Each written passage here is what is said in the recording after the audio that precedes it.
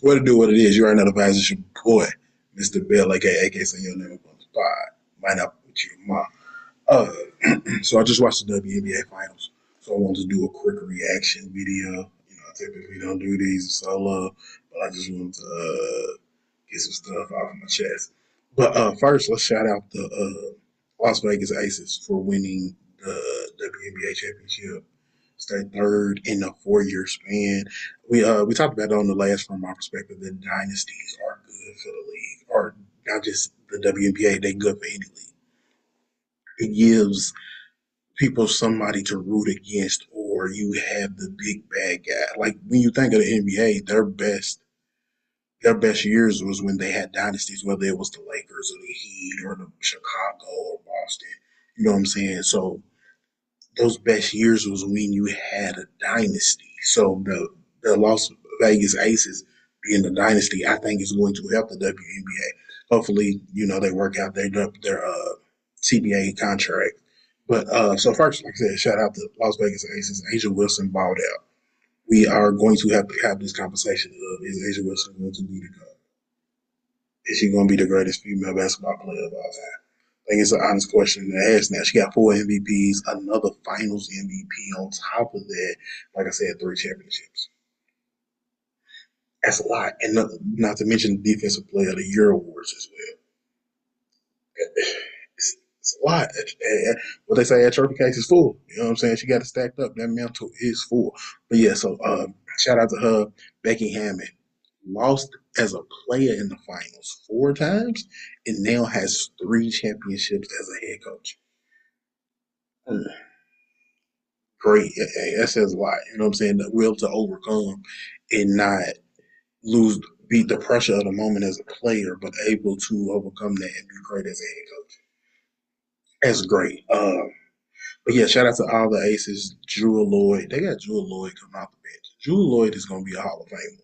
They got a Hall of Famer coming off the bench that's still like in her prime. Come on, man. And then Donna Evans, you know what it is, L1C4 all day, every day. I mean not Donna, Dana Evans, L1C4 all day, every day. So shout out to I'm glad the Aces was able to pull it out. I wish we had a guy at game 7, but you know, it wasn't in the cards this year. The Aces, they went on that, what was they 14-14 at one point or something like that, and then they just went on a run. Won won like 17, 19 straight, something like that. So you knew the Aces was gonna come in hot. They was you going into the playoffs, you thought they was gonna be the favorite after behind the Minnesota Lynx or the defending champions, the New York Olympics. But the Aces was loaded. They had so many players. Like I said, Drew Lloyd is a role player. On top of Dana Elkins, Chelsea Gray, Jackie Young, and then of course the MVP. Like I said, the lady that you gonna have to go talk. You know what I mean? Asia Wilson, great head coach and Becky Hammond.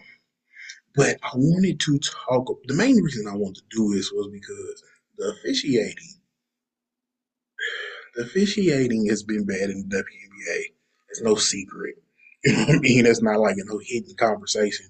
But the officiating in this closeout game, I don't. I almost want to say it was horrendous. So when the head Nate Tibbetts, the head coach of the Phoenix Mercury, got tossed out, he got 2 technicals. Now he got in the official's face, and it doesn't look good when it's a man getting in a woman's face like that. It doesn't look good, but I don't think he didn't come in contact with her. He didn't bump her. He didn't push her. He did get in her face. Not saying that he didn't, but he didn't hit her or nothing like that. So to give him 2 technicals that quick and inject him in a closeout game, that's bad officiating. There's no way. You don't make the official made the game about her, the moment about her. You can't do that, especially in this situation. It's a closeout game in the finals. They need their head coach. You don't. You supposed now. If this was like a regular season game, I wouldn't agree with it then, but it would be more understanding. It's a regular season game, 1-44. Stuff's gonna happen. But in a finals game, especially in a finals closeout game, you're supposed to be able to. How did Rebecca Lobo said it? when the players and the coaches run hot, you're supposed to stay cool as an official. The official didn't do that in this scenario. There was a lot of technicals thrown out. Uh, Bonner got one for jumping and yelling in the official's face.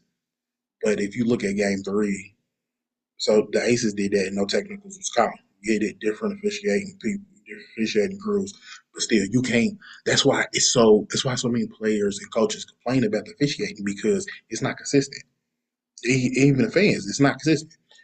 On one game, you got players yelling in the official's face, nothing happens. And then in the closeout game, you calling a technical under one of them. What? You didn't do that all. You ain't did that out for most of the year. You can't call that a technical. Was it a technical? Yes, but you ain't called it out here, so now it shouldn't be called a technical in this situation. Um, Copper balled. Copper balled out again like she did in game three, but even she got a technical. She said something. She fouled out. She said something to the refs. She shouldn't have said it because your team's still trying to fight and come back. But she said it in the interview with Holly Rowe. The officiating's bad, and you see that she called herself because she wanted to say so much more, but she didn't say more because she already know it's a potential to get a fine and whatnot, and it ain't the time or the place. But it wasn't the time and place, but she had to let it be known that the officiating was bad, and I completely agree with her in this situation. But yeah, man. But yeah, like I said, shout out to the Las Vegas Aces. I'm sad to see the WNBA season come to an end, but I am glad the season was a good season. They announced the first team. They announced the first and second team. Shout out to Kelsey Mitchell. You know me, I'm an Indiana fan. Shout out to Kelsey Mitchell for making the first team all WNBA, well deserving. Also, shout out to AT for the Mercury. She had a triple double. Like she had a triple double in the closeout game. She balled out and she was deserving to be on first team all WNBA. And of course, the MVP was there. You know what I'm saying? But yeah, shout out to everybody. But you know what I'm saying? Me and Dion gonna get back to it next week. We're gonna get it. I'm gonna get it y'all later.